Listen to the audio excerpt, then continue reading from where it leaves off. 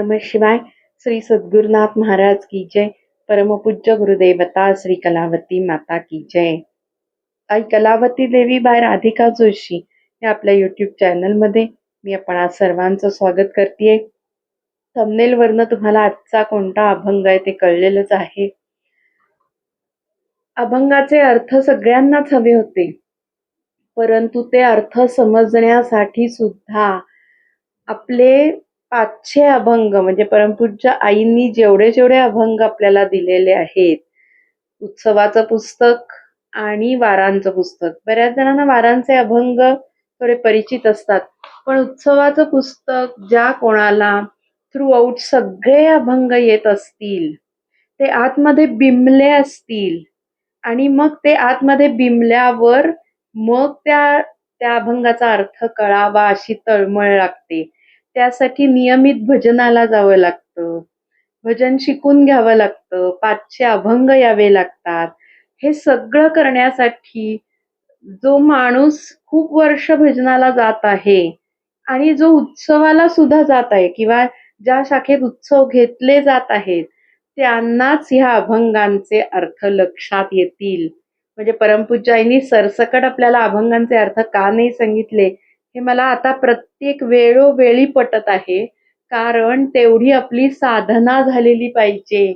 मी उद्या झोली भर कर लाना, ज्ञाने मुक्ती लाभ झाला, या अभंगांचा अर्थ जरी सांगण्याचा प्रयत्न केला तरी एखाद्याला कोरडा पाषाण म्हणजे ज्याची काही उपासनाच झाली नाहीये, ज्याला उत्सवाची भजनं ज्याने शिकूनच घेतली नाहीयेत, जो उत्सव अटेंडच करत नाहीये, थोडक्यात म्हणजे ज्याची उपासनेची बैठक नाही, त्याला अभंगांचे अर्थ सांगितले तरी सुद्धा ते ग्रहण करण्याची क्षमता नाही.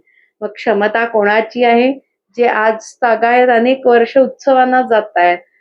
आता माझ्यासारखे काही लोक असतील की ज्यांना ती अभंग आतमध्ये बिंबलेले म्हणून अर्थ सांगताना बघा फटाफट अभंग, ह्या अभंगाला रिलेट करणारे दुसरे कोणते अभंग आहेत फटाफट सुचत जातात, कारण ते आतमध्ये मुरलेलं असणं आवश्यक आहे.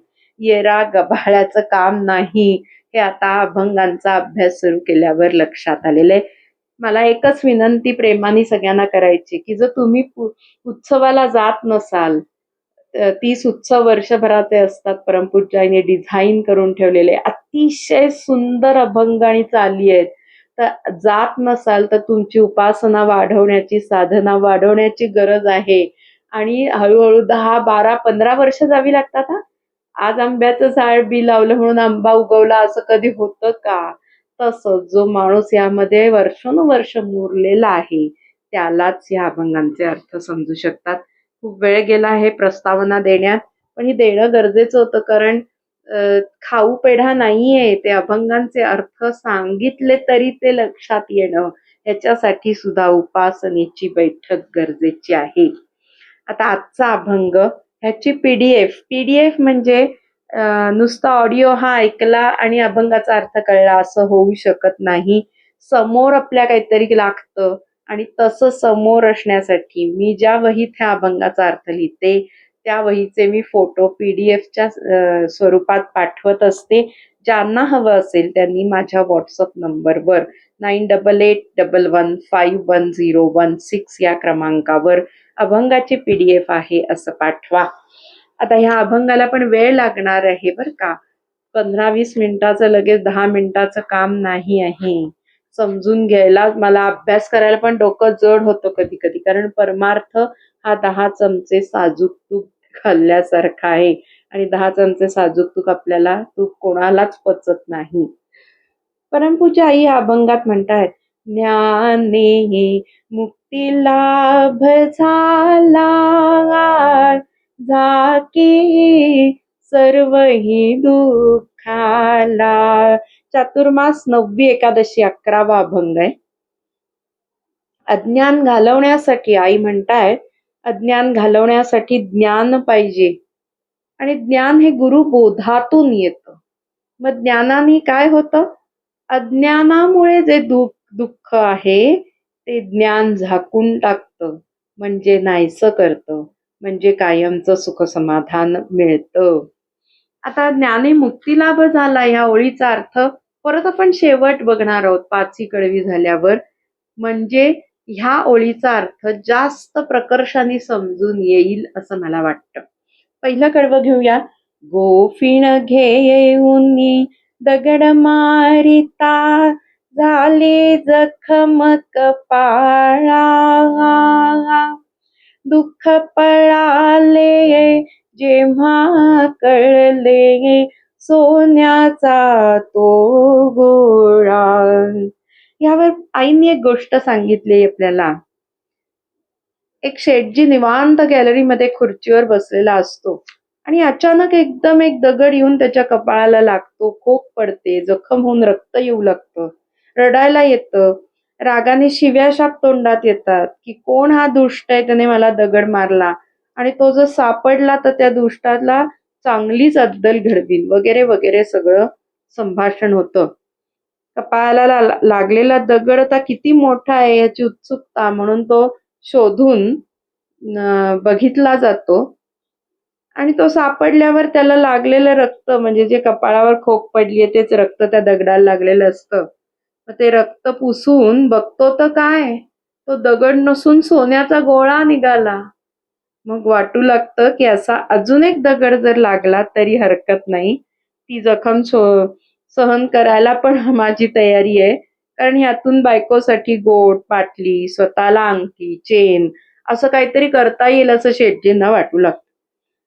ते सोन्याचा गोळा दिसल्याबरोबर जे रक्त आलेलं आहे, खोक पडली, जखम झाली, ह्या सगळ्याचा विसर पडतो आणि त्यातून कोणते दागिने बनवता येतील हे विचार चालू होतात. म्हणजे आई म्हणतात दुःख पळाले जेव्हा कळले सोन्याचा तो गोळा. अगदी तसंच पारमार्थिक अर्थ बघूया. सोन्याचा गोळा म्हणजे इथे संतांचा बोध. संत काय करतात, आपलं कुठे चुकतं ते सांगतात आणि अगदी स्पष्ट सांगतात बरं का, कसलीही भीडभाड न ठेवता. कारण त्यांचा आपल्या मध्ये कोणताही स्वार्थ अडकलेला नसतो, मिंधेगिरी नसते. परमपूज्य आई म्हणतात आपल्याला प्रपंचामध्ये स्पष्ट बोलून सवय नाही. त्यामुळे काय आई, बाप, मुलगा, मुलगी, नवरा, बायको काय करतात, सगळं एकमेकांच्या चुका, पाप झाकायचा प्रयत्न करतात आणि झाकून झाकून त्या पापाचं पुष्कळ मोठं बन म्हणजे जंगल तयार झालेलं आहे असं आई आपल्याला इथे सांगत आहे. कशासाठी झाकतो आपण हे? स्वार्थासाठी. कसला स्वार्थ? आई वडिलांना वाटतं आता मुलाला काही बोललो तर आपण म्हातारपण आलंय तो आपल्याला टाकून देईल म्हणजे वृद्धाश्रमात. बायकोला जेवण चांगलं नाही बनवत सांगितलं तर नवऱ्याला वाटतं बायको आपल्याला जेवण देणार नाही. मुलाला वाटतं वडिलांना काही चुकतंय असं सांगितलं तर ते प्रॉपर्टी माझ्या नावावर करणार नाही. इत्यादी इत्यादी स्वार्थ आपले दडलेले असल्यामुळे चुका सांगायची सवय किंवा ऐकायची सवय आपल्याला नाही. मग संत काय करतात, चुका अगदी स्पष्टपणे लख्ख सूर्यासारख्या दाखवून देतात. सूर्यप्रकाशा इतक्या लख्ख. त्यामुळे काय होतं, सुरुवातीला एकदम आपल्या अभिमानाला धक्का लागतो कारण सवयच नाही ऐकून. मी बरोबर नाही हे ऐकायचीच सवय नसल्यामुळे वाईट वाटतं. संत सहवास नको रे बाबा असं वाटतं. माझी आई कायम सांगायची, परमपूज्य आईंच्या जवळ सेवेसाठी वेकन्सी होती पण कॅन्डिडेट्स अवेलेबल नसायचे. कारण माझी आई 24 वर्ष परमपूज्य आईंच्या जवळच्या सेवेला राहिली आणि कायम अलर्ट असावं लागतं, ऑन द टोज. कधी काय आपल्याला रात्री सुद्धा उठवून काही जे आपली वाङ्मय आहेत त्याचे डिक्टेशन सांगितलं जाईल. म्हणजे 3ला हाक मारली रात्री पहाटे तर मंदानी म्हणजे माझ्या आईने डाराडूर झोपून चालणार नाही, एकदा मंदा हाक मारल्यावर उठायलाच पाहिजे. किंवा आपली काही चूक झाली तर बाप रे बाप केवढा रागाचा आव आणून सांगायच्या. का हो? कारण परत तशी चूक होऊ नये म्हणून. मग सोन्याचा गोळा म्हणजे जेव्हा गुरुबोधाने दुर्गुण बाजूला सरकतात आणि मग हृदयाला जो आनंद होतो तेव्हा समजून येतं की गुरुनी आपल्यावर कृपाच केली आहे. चूक दाखवून जखम जरी झाली, रडू जरी आलं तरी सुद्धा त्या कृपेनी आज कधीही मिळालेला नाही असा आनंद मिळालाय. मग गुरुबोधरूपी सोन्याने असे उद्गार निघतात, काय वानू मी या संतांचे उपकार, मज निरंतर जागविती. जागविती म्हणजे चुकांची जाणीव करून देता की तुझं कुठे चुकतंय बाळ. मग लक्षात येतं गुरूंचा शब्द जरी मनाला लागून जखम झाली होती तरी त्याचा फायदा असा, हात बोचतं बोचतं म्हणाले आईना, आणि ते बोचल्यामुळे काय झालं, दुर्गुण निघून गेले. त्यावेळी जरी रडू आलं तरी आज मी किती सुखी आहे ह्याचं रिअलायझेशन झाल्यावर आनंदी आनंद होतो, आणि ह्यालाच मुक्तता म्हणतात. ज्ञाने मुक्ती लाभ झाला, झाकी सर्वही दुःखाला. आता दुसरं कडवं. धावा तुची ऐसे सांगुनी, आप मारितो सोटा.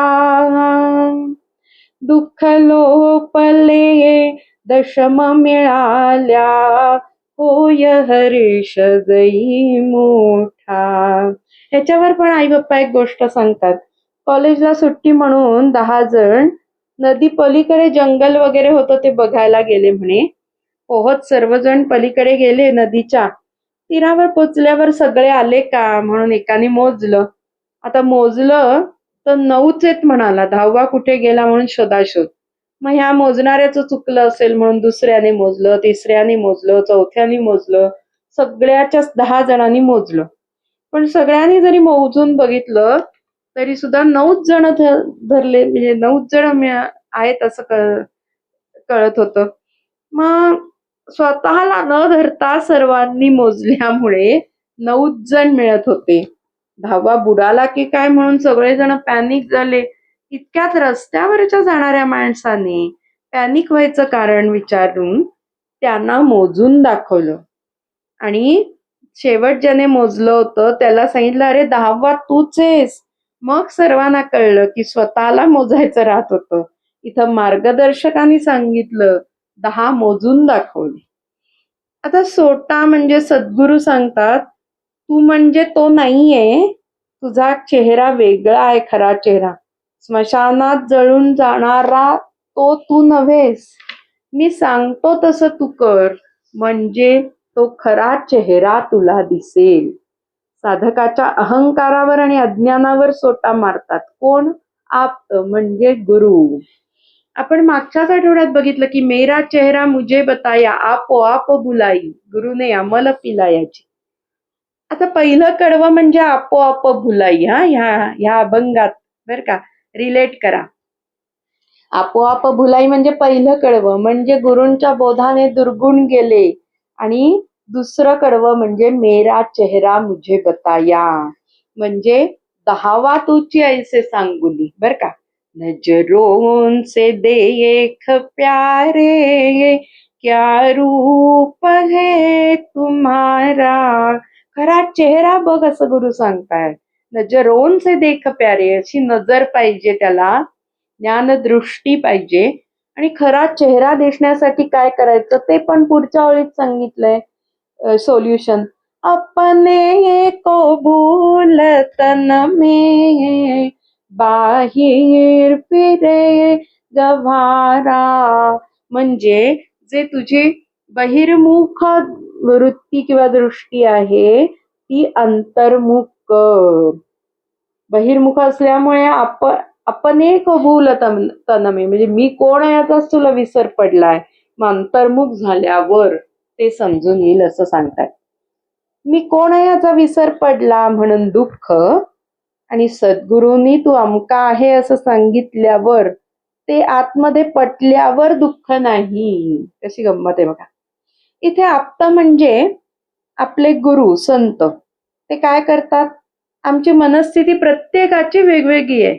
परमपूज्याई म्हणायच्या सगळ्यांना भवरोगच झालाय, पण वेगवेगळ्या प्रमाणात. त्याची काय इंटेन्सिटी वेगवेगळी आहे. कोणाला 20%, कोणाला 30%, कोणाला 100%. मग ती इंटेन्सिटी ओळखून ह्याला कोणतं औषध द्यायचं ते गुरु ठरवतात. आला आला गुरुराज वैद्य आला, नाडी ज्ञाने भवरोग ओळखीला. आप्त म्हणलंय कारण इतर लोक सगळं जग मजा बघायलाय बघा, आपल्याला वेड्यात काढतं. परंतु गुरु माऊलींना शिष्याला खरं सुख मिळावं म्हणून तळमळ आहे आणि आपलं खरं सुख, खरा चेहरा दाखवून द्यायचं सामर्थ्य सुद्धा फक्त आणि फक्त गुरु माऊलींकडे आहे. दीनांचे हितकारी गात त्यांच्या पायी लोळू संत मांदी जाऊन मिळू. बाकी कोणात काका मामा बाबा दादा यामध्ये कोणामध्येही सामर्थ्य नाही. मग इष्ट मित्र सज्जन सखे हे तो सुखाची मांडणी तेथे कोणी सोडावे नाही का. सद्गुरु वाचोनी पहिली एकादशी चातुर्मास म्हणजे फक्त आणि फक्त तिथे सद्गुरु वाचोनी दुसरं कोणीही सोडवू शकणार नाही. गुरूंनी आपल्या मुक्तीचा मार्ग सांगितला. आता तिसरं कडवं, जखम औषधे बरी करावी झाली दशम कपाळी. दुःखे तैसी जाती भोगवुनी प्रारब्धाची पाळी. ज्याप्रमाणे शरीराला झालेली जखम औषधाने बरी करता येते, परंतु ती टाळता येत नाही, ती एका क्षणात गायब करता येत नाही. अगदी तसंच जीवनातलं दुःख, प्रारब्ध, पूर्वजन्मीचं कर्म हे भोगूनच नष्ट होतं.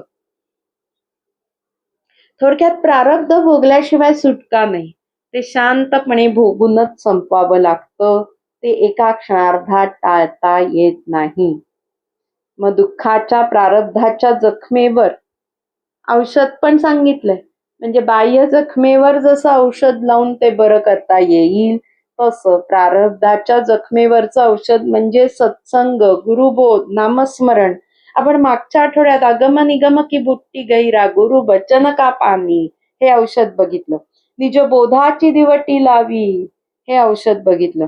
कृष्णांजन एक वेळा डोळा घाली ताडळ म्हणजे ते अंजन गुरुनी डोळ्यात घालायला पाहिजे. त्याने काय होतं, ती मीर दुःख गेले विठ्ठले भ्रांतीचे पडळ श्री गुरु निवृत्ती राये मार्ग दाविला सोज्वळ.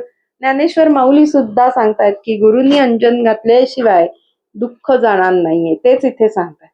मॉरल काय आहे ह्या कडव्याचं, जीवनात येणारी दुःख ही जखमेसारखी आहेत. मग ती गुरुबोधरूपी औषधाने समूळ नष्ट झाली नाही तरी ती भोगण्याची ताकद मिळते, इंटेन्सिटी कमी होते, काही प्रसंगात प्रारब्ध नष्टही होतं. एका जनार्दनी भोग प्रारब्धाचा हरिकृपे त्याचा नाश आहे. सुदाम्याचा आज जन्म दरिद्री राहणारे दुःख विधी लिखित पुशिले. मग आज जन्म दरिद्री राहणार हे जर विधी लिखितच पुसून टाकू शकतात म्हणजे ते नष्ट करण्याचं सामर्थ्य सुद्धा आहे. संत कसं सोयीने भोगायला देतात, भोग सुद्धा हळुवार वेदनांवर फुंकर घालतात गुरु माऊली. एका जन्मात सगळे 100 जन्माचे भोग पूर्ण करून देतात. शिष्याच्या श्रद्धेवर अवलंबून आहे असं मला वाटतं की काय रिझल्ट मिळेल.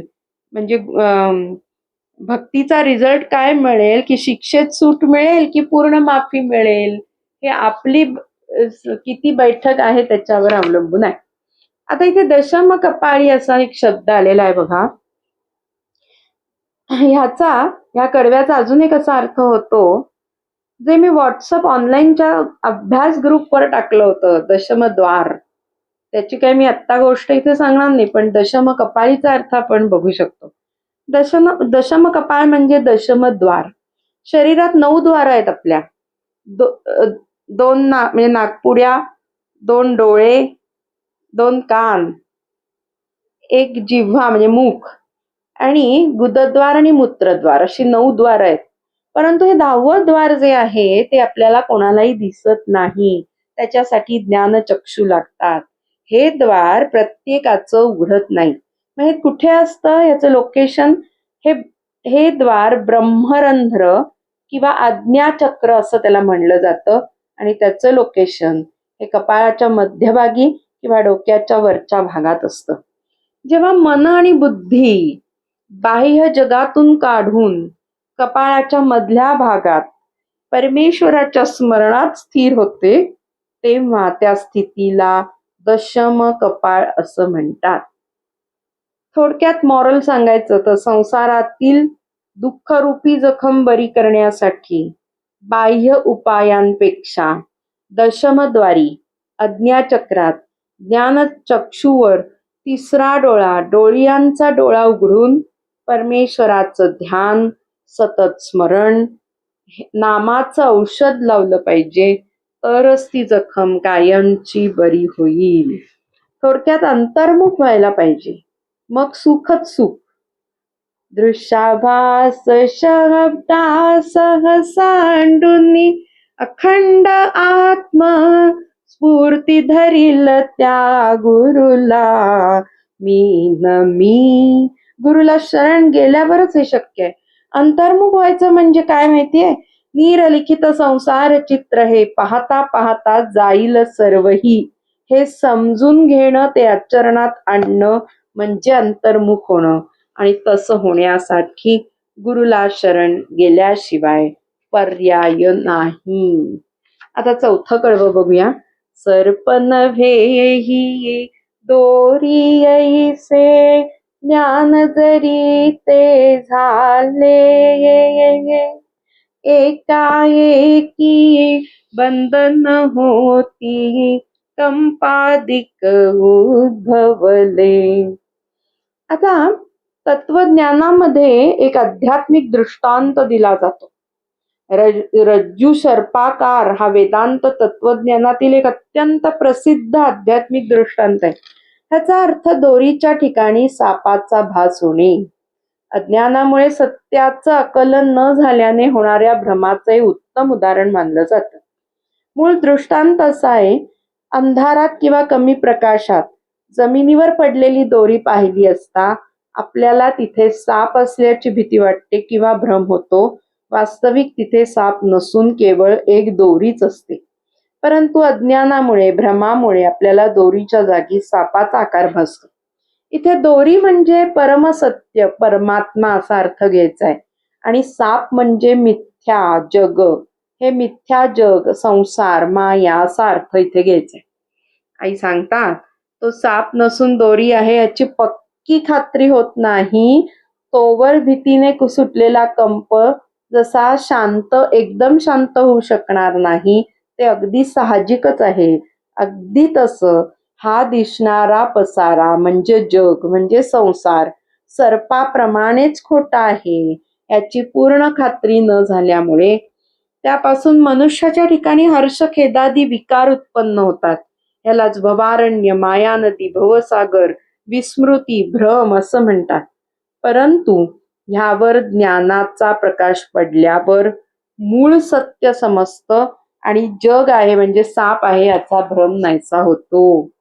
मग काय कळतं? आत्मज्ञानानंतर ह्या जगाचं स्वरूप नाहीसं होऊन, म्हणजे साप नाहीसा होऊन तिथे दोरी दिसू लागते, म्हणजे परब्रह्म आहे, चराचरात परब्रह्मच आहे भरून हे दिसू लागतं. हा भ्रम तोडण्याचं हत्यार फक्त आणि फक्त सद्गुरूंजवळच आहे. सद्गुरूंनी कृपा करून जर हा भ्रम दूर केला तरच आपण मुक्त होऊ. आणि हे हत्यार कोणतं आहे हे शेवटच्या कडव्यात म्हणजे पुढच्या कडव्यात सांगितलंय. आता सद्गुरू काय करतात? सद्गुरूंनी अवचित मजला निद्रेतून जागे केले, म्हणजे भ्रमात भ्रम घालवतात. ज्ञान का शुल मारा गुरुने, ज्ञान दे गुरुदेव ने मेरे, दिल का भरम मिटा दिया. भ्रम म्हणजे हाच की हे जग म्हणून जे आहे असं आपण म्हणतो, पण त्या जगात ते जग खोटं असून त्या जागी परब्रह्मच सर्वत्र आहे. हा भ्रम मिटा दिया. पूर्ण ब्रह्म आपण भरला नारायण. कधी हा भ्रमाचा नाश होतो? झाली कृपा सद्गुरूंची. आता 5वं कडवं शेवटचं. ज्ञान कोठारी अज्ञानाचा वृक्ष समूळची तुटला.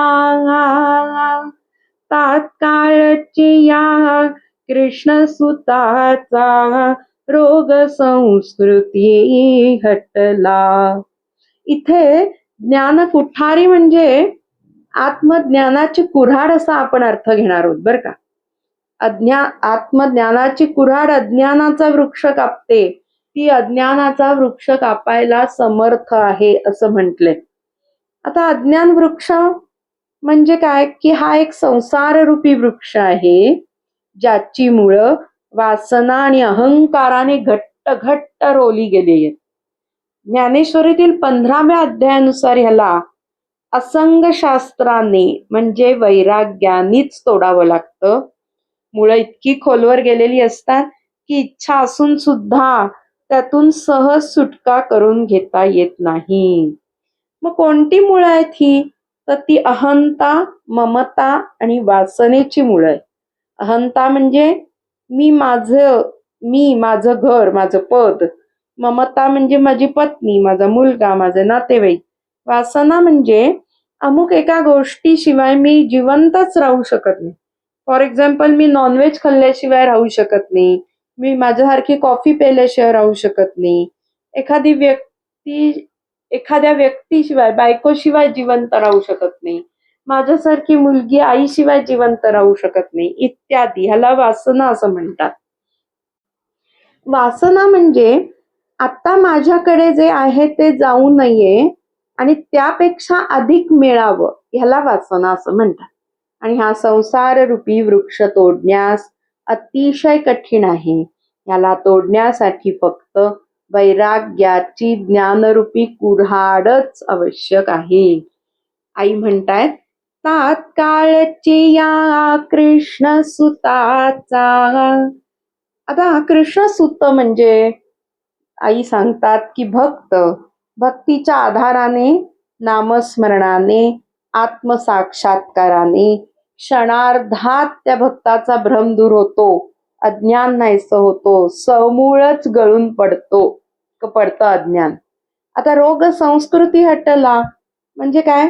आपल्याला सगळ्यांना कसला रोग झालाय? मी मगाशी म्हणलं भवरोग.